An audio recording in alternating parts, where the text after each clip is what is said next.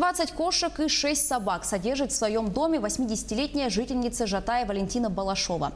3 года назад она обменяла свою однокомнатную квартиру на частный дом, чтобы сбежать от недовольных соседей и организовать условия для своих животных.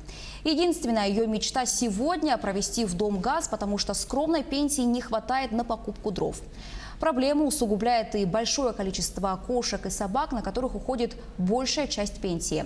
Своих животных Валентина Балашова душе не чает и даже не хочет слышать об их устройстве в приют для животных.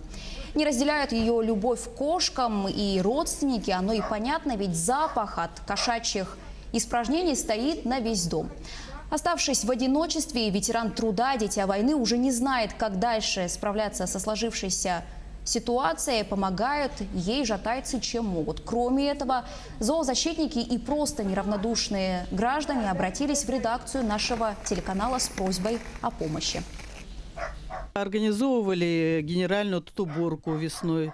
Тоже девочки откликнулись из города, приехали, мы тут все продезинфицировали, лотки все поменяли на более глубокие, потому что кошек много, лотки мелкие, все это высыпалось тут по полу.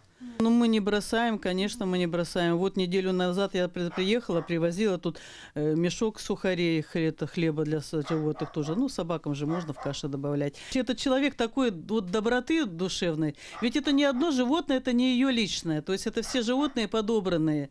Вот она идет в магазин, видит, сидит котенок, замерзает, она не могла пройти мимо. Я даже с ней ругалась, понимаете, уже даже начала с ней ругаться, чтобы Валя, ну хватит, не подбирайте, ну реально не вытянуть такое количество животных на пенсию.